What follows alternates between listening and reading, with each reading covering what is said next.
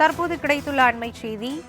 நெல்லையில் மாநகராட்சி மேயர் தேர்தலின் போது நடந்த திமுக உட்கட்சி பூசல் விவகாரம். நெல்லை மாவட்ட பொறுப்பு அமைச்சர் தங்கம் தென்னரசு மற்றும் அமைச்சர் KN நேருவிடம் விளக்கம் கேட்கும் திமுக தலைமை. இதுகுறித்த கூடுதல் விவரங்களை எமது செய்தியாளர் சரவணனிடம் கேட்டு பெறலாம். வணக்கம் சரவணன், விவரங்களை பதிவு பண்ணலாம். வணக்கம் மோகனபிரியா.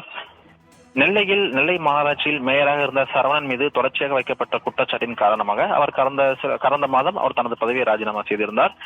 நெல்லை மாநகராட்சியின் துணை மேயராக இருந்த KR ராஜு பொறுப்பு மேயராக அறிவிக்கப்பட்டு பொறுப்பு வைத்து வந்தார். இந்த சூழ்நிலையில் தேர்தல் ஆணையம் அறிவுறுத்தலின்படி நெல்லை மாநகராட்சியில் அடுத்த மேயரை தேர்ந்தெடுப்பதற்கான மறைமுக தேர்தல் இன்று காலை 11:30 முதல் தொடங்கியது. அது மட்டுமில்லாமல் நெல்லையில் அதிகாரப்பூர்வ திமுக வேட்பாளராக ராமகிருஷ்ணன் என்பவரை நேற்றைய தினம் நெல்லையில் நடைபெற்ற திமுக ஆலோசனை கூட்டத்தில் நெல்லை மாவட்டத்தின் பொறுப்பு அமைச்சராக இருக்கக்கூடிய தங்கம் தென்னரசு மற்றும் துறையின் அமைச்சராக இருக்கக்கூடிய KN இருவரும் இணைந்து ராமகிருஷ்ணனை அறிமுகம் செய்திருந்தார்கள்.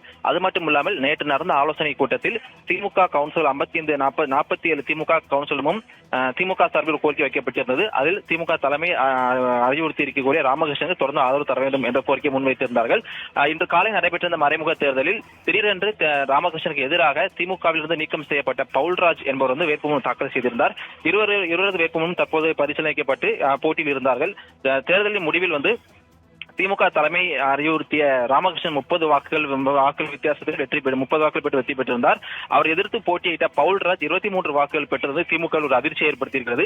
ஏனென்றால் நெல்லை மாவட்டத்தில் மொத்தம் 55 வாக்குகள் தான் இருக்கின்றன. ராமகிருஷ்ணன் தற்போது வெற்றி பெற்றது வெறும் 7 வாக்கு வித்தியாசத்தில் வெற்றி பெற்றிருக்கிறார். அது மட்டுமல்லாமல் திமுக தலைமை உத்தரவிட்டும் நெல்லை மாவட்டத்தின் பொறுப்பு அமைச்சராக இருக்கக்கூடிய தங்கம் தென்னரசு மற்றும் KN இருவருமே உத்தரவிட்டும் திமுகவில் மீண்டும் ஒரு குழப்பம் ஏற்பட்டிருக்கிறது என்றே கூறலாம். அது மட்டுமில்லாமல் தற்போது பதவியேற்றிருக்கக்கூடிய ராமகிருஷ்ணனுக்கு திமுகவிலேயே 23 பேர் எதிராக செயல்படுவது இந்த வாக்கு வித்தியாசம் மூலம் தெல்ல தெளிவாகிறது.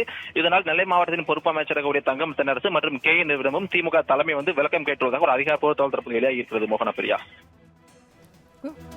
விவரங்களுக்கு நன்றி சரவணன்.